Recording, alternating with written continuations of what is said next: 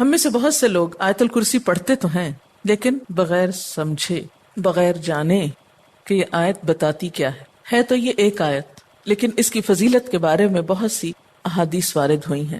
ترمذی کی ایک روایت ہے حضرت ابو ہریرہ رضی اللہ تعالی عنہ سے کہ نبی صلی اللہ علیہ وسلم نے فرمایا کہ ہر چیز کا کوہان اور بلندی ہے، یعنی ہر چیز کی بلندی ہوتی ہے، اور قرآن حکیم کی بلندی سورۃ البقرہ ہے، اور اس میں آیت الکرسی تمام آیتوں کی سردار ہے۔ یعنی ہر چیز کی ایک بلندی ہوتی ہے۔ قرآن کی بلندی کس میں ہے؟ سورۃ البقرہ میں، اور سورۃ البقرہ میں ایک آیت ہے جو تمام آیتوں کی سردار ہے، اور وہ کون سی آیت ہے؟ آیت الکرسی۔ حضرت ابی ابن کعب سے روایت ہے کہ نبی صلی اللہ علیہ وسلم نے فرمایا، اے ابو المنذر، اللہ کی کتاب میں تمہارے پاس سب سے افضل آیت کون سی ہے؟ عرض کیا، اللہ اور اس کا رسول خوب جانتا ہے۔ آپ نے فرمایا، اے ابو المنذر، اللہ کی کتاب کی آیات میں کون سی آیت تمہارے پاس سب سے بڑی ہے؟ انہوں نے عرض کیا، اللہ لا الہ الا هو الحی القیوم۔ تو آپ صلی اللہ علیہ وسلم نے میرے سینے پر ہاتھ مارا اور فرمایا، ابو المنذر، تمہیں تمہارا علم مبارک ہو، یعنی واقعی یہ آیت سب سے بڑی آیت ہے۔ اس کے بارے میں آتا ہے، جو شخص ہر فرض نماز کے بعد آیت الکرسی پڑھ لے، اسے جنت میں جانے سے کوئی چیز نہیں روکے گی سوائے موت کے۔ اسے ابن مردویہ نے روایت کیا ہے۔ اللہ تعالیٰ نے حضرت موسیٰ بن عمران کی طرف وحی کی کہ ہر فرض نماز کے بعد آیت الکرسی پڑھ لیا کرو۔ جو شخص یہ کرے گا میں اسے شکر گزار دل، ذکر کرنے والی زبان دوں گا۔ اس پر ہمیشگی صرف نبیوں سے ہوتی ہے، یا صدیقوں سے، یا اس بندے سے جس کا دل میں نے ایمان کے لیے آزما لیا ہو، یا اسے اپنی راہ میں شہید کرنا چاہتا ہوں۔ یعنی اس آیت کی پابندی ہر فرض نماز کے بعد اللہ کے خاص بندوں سے ہی ہوتی ہے۔ بس اپنے آپ کو چیک کر لیں کہ آپ ان میں شامل ہیں کہ نہیں۔ کیونکہ ہم نماز میں کچھ سوچتے رہتے ہیں، جو ہی سلام پھیرتے ہیں پھر بغیر کچھ سوچے سمجھے جو سوچ رہے ہوتے ہیں اس کو بیان کرنے لگتے ہیں، اور یہ بھول جاتے ہیں کہ یہ وقت آیت الکرسی پڑھنے کا ہے۔ لیکن جب انسان کا دل اللہ کی طرف مائل ہو جاتا ہے تو پھر نہیں بھولتا۔ نبی صلی اللہ علیہ وسلم نے یہ بھی فرمایا کہ جس گھر میں آیت الکرسی پڑھی جائے اس گھر سے شیطان نکل جاتا ہے۔ اس کے بارے میں ایک روایت ہے جو بخاری کی ہے، صحیح حدیث ہے۔ حضرت ابو ہریرہ رضی اللہ تعالی عنہ کہتے ہیں کہ آپ صلی اللہ علیہ وسلم نے مجھے صدقہ فطر کی حفاظت پر مقرر کیا۔ فطرانہ جمع ہو رہا تھا اور آپ نے اس کی حفاظت کے لیے ان کو ایک طرح سے چوکیداری دی۔ کوئی شخص آیا اور غلہ چوری کرنے لگا، میں نے اسے پکڑ لیا اور کہا، میں تجھے رسول اللہ صلی اللہ علیہ وسلم کے پاس لے جاؤں گا۔ وہ کہنے لگا، میں محتاج ہوں، عیالدار ہوں، سخت تکلیف میں ہوں۔ چنانچہ میں نے اسے چھوڑ دیا۔ جب صبح ہوئی تو آپ نے مجھ سے پوچھا، ابو ہریرہ، آج رات تمہارے قیدی نے کیا کہا تھا؟ میں نے کہا، یا رسول اللہ صلی اللہ علیہ وسلم، اس نے محتاجی اور عیالداری کا شکوہ کیا تھا۔ مجھے رحم آیا تو میں نے اسے چھوڑ دیا۔ آپ نے فرمایا، دھیان رکھنا، وہ جھوٹا ہے، وہ پھر تمہارے پاس آئے گا۔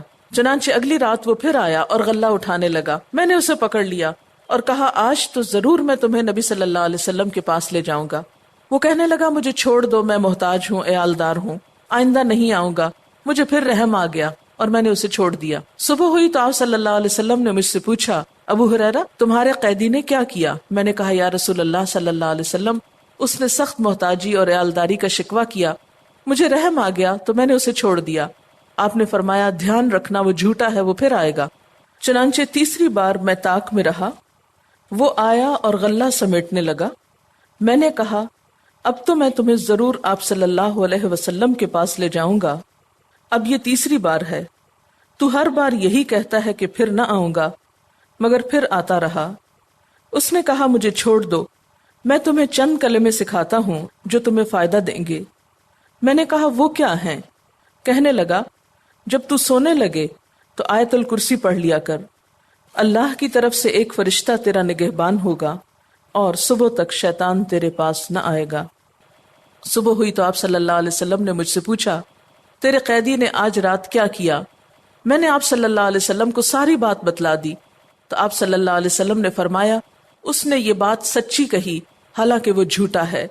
پھر آپ نے مجھ سے کہا، ابو ہریرہ، جانتے ہو 3 راتوں سے کون تمہارے پاس آتا رہا ہے؟ میں نے کہا، نہیں۔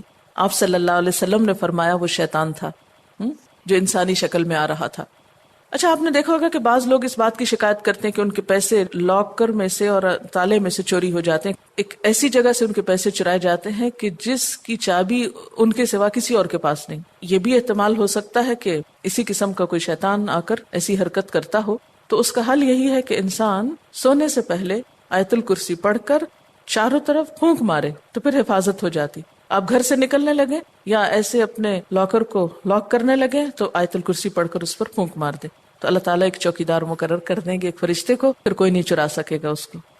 تو بہرحال آیت الکرسی جو ہے یہ بہت ہی فضیلت والی آیت ہے. چلیے اب دیکھتے ہیں کہ اس آیت میں ہے کیا. اللہ لا الہ الا ہو، اللہ تعالیٰ اس کے سوا کوئی الہ نہیں.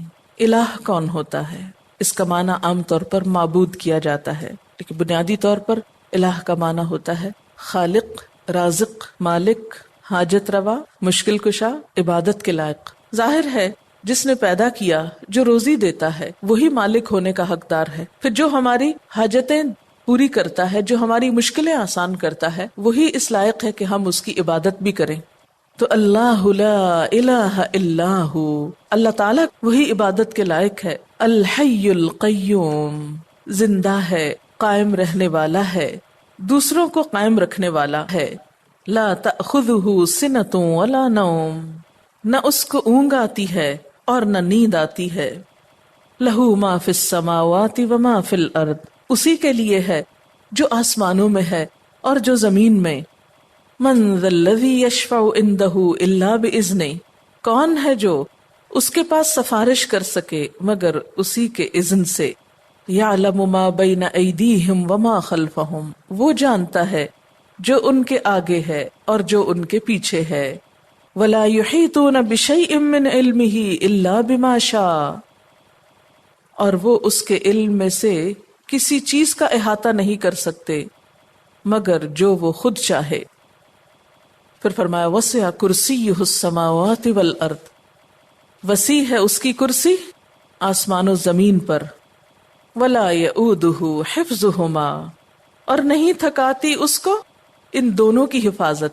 وہو العلی العظیم، اور وہ بلند ہے، بہت بڑا. یہ ہے اللہ تعالیٰ کا تعارف. کیا؟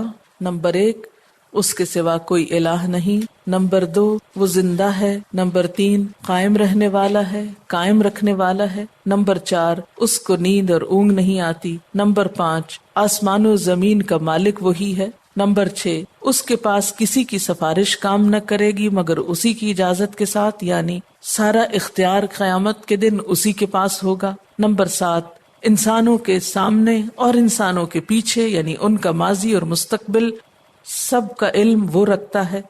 نمبر 8، اس کے علم میں سے کوئی کچھ نہیں لے سکتا مگر جتنا وہ چاہے، یعنی اللہ کے علم جیسا علم کسی اور کا نہیں. نمبر 9، اس کی حکومت، قدرت، عظمت، اقتدار یا علم آسمان و زمین پر محیط ہے، چھایا ہوا ہے. اور نمبر 10، ان دونوں کی حفاظت اس کے لیے کچھ مشکل کام نہیں.